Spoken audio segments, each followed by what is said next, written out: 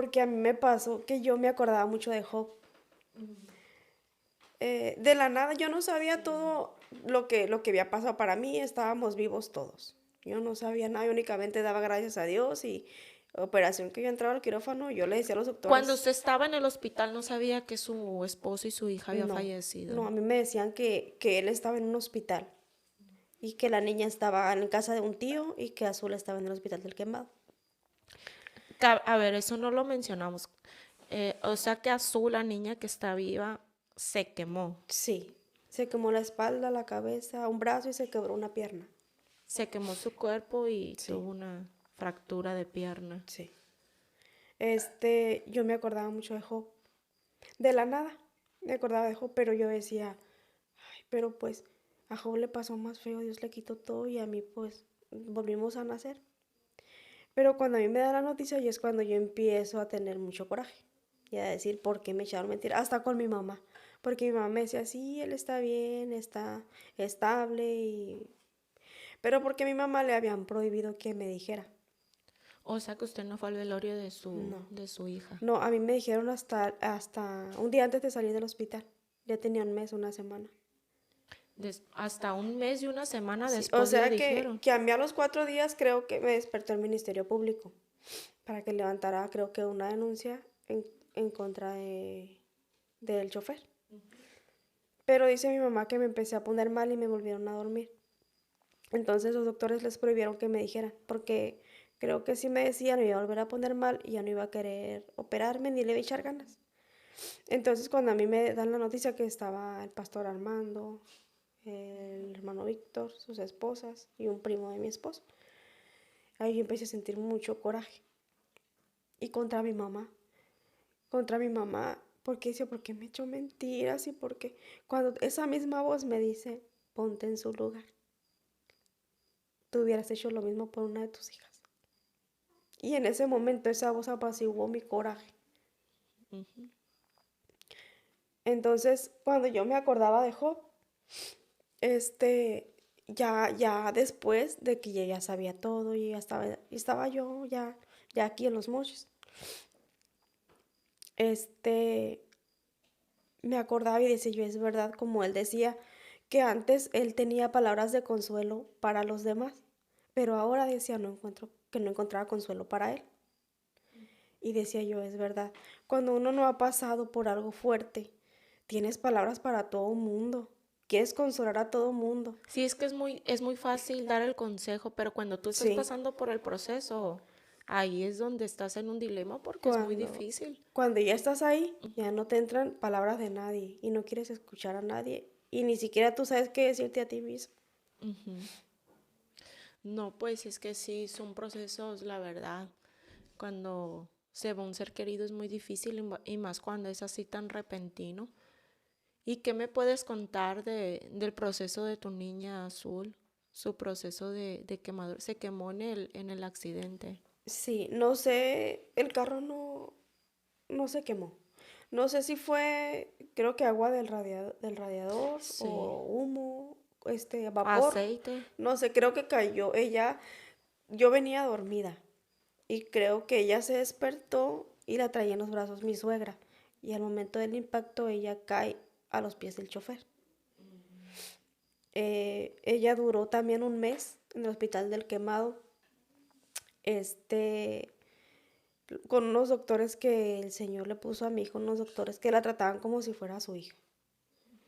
Dice mi mamá que les decía, no se preocupen, no se preocupen, que yo la voy a tratar como si esta niña fuera mi hija. Tenía un año y medio la niña. Tenía 1 año 2 meses. Se vinieron mis tías, ellas se dividían, una se iba al hospital del Quemado, otras conmigo y así. Este, ella cuando salió, pues como que ella empezó a extrañar a su papá, porque ella lo buscaba. Cuando ella empezó a estar, ya que empezó a moverse, ella la sentaban porque ella traía un yeso en la pierna como un tipo faldita y le ponían un palo entre las piernas para que la pudieran levantar porque estaba muy gorda. Entonces ella se despertaba como que de repente caía en cuenta y hacía la lucha de pararse y empujaba las puertas del closet y decía papá. Papá, decía papá, y se asomaba al closet, se agachaba y abajo de la cama y Lo papá buscaba. lo buscaba. Ella no me lloraba a mí, ella no me decía, lloraba porque yo la agarraba, no. Ella de repente buscaba a su papá. Hasta que llegaba mi tío, llegaba de trabajar y él la escuchaba, que ella le hablaba a su papá y mi tío le empezaba a hablar y a hacerle cariños y ella se callaba. Pero si ella no escuchaba a nadie, que ella le hablara a su papá y que no escuchara nada, lloraba, empezaba a llorar. Sí, pues la distraía. Y hoy en día, ¿cómo está? ¿Cómo se siente? ¿Cómo recuerda a su papá? Pues ahorita, yo siempre le he hablado de él, siempre, siempre. Y ella dice, mamá, dice, aunque si un día, dice, tú haces tu vida con alguien, yo nunca voy a dejar de amar a mi papá. Mi papá siempre va a ser mi papá. Y dice, es que yo lo amo, dice, yo lo amo a mi papá.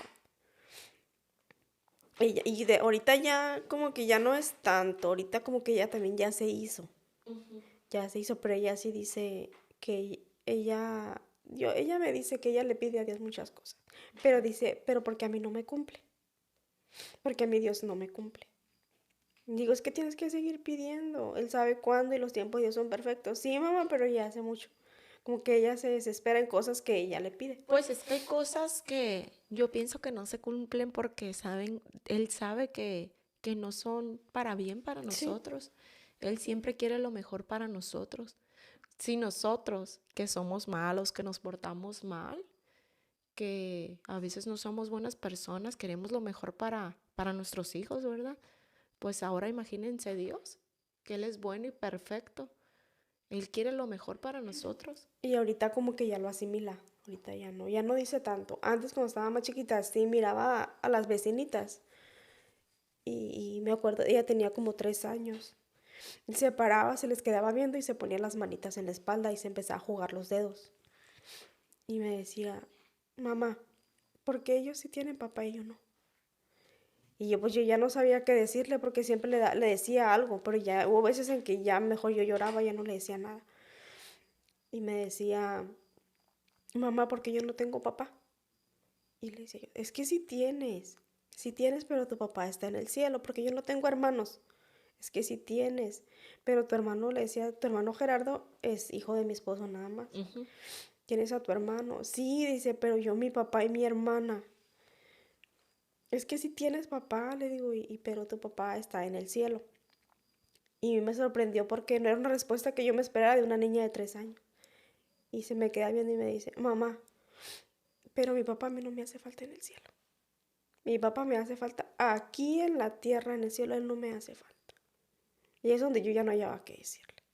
Ahorita ya no me pregunta, ya no, como que ella ya, son cosas que ya, Ya lo entendió, sí, ya ya no pregunta, como que ya se hizo a la idea de que pues no.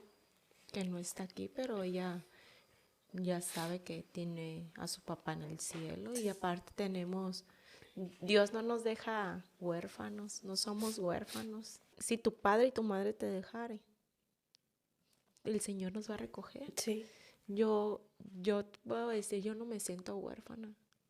Yo tengo un padre, mi Padre Celestial, Él lo es todo para mí. Él para mí, yo siempre le he dicho, Señor, yo sin ti no soy nada. Y tú eres mi padre, tú eres esto, tú eres lo otro para mí. Yo sin ti nada soy. Si tú no estás conmigo, Señor, yo no soy nada. sí, son una de las explicaciones que a veces le daba y le decía, es que mira, tú tenías un papá aquí, porque Dios lo puso para que fuera tu papá aquí, para que tuvieras una imagen paterna aquí. Pero ¿quién es tu papá? Tu papá, quien te creó, es Dios. Así es. Ah, decía entonces mi papá los mandó Dios nomás para que me hiciera compañía aquí. Sí, pero ya se tuvo que ir. Ah, pero Dios ya no se va a morir. Dios se va a quedar conmigo. Sí. Así ella se quedaba ya tranquila y ya contenta con su respuesta. Sí, pues para ellos su Padre es Dios. Y pues en realidad así es, nuestro Padre es Dios. Él nos creó, Él nos Sí, formó. Y pues la verdad me da mucho gusto que hayas podido sobrellevar, salir adelante. No te voy a decir que superar. Yo pienso que que no es superar, porque eso es algo que nunca lo vamos a olvidar. No, es algo que no se supera, se aprende. Se aprende a vivir con eso, Sí. aprendes a vivir con eso, pero ¿sabes algo? Ese proceso doloroso, a pesar de que caíste muchas veces y te levantaste, aprendiste, nos deja una gran lección, te hace más fuerte.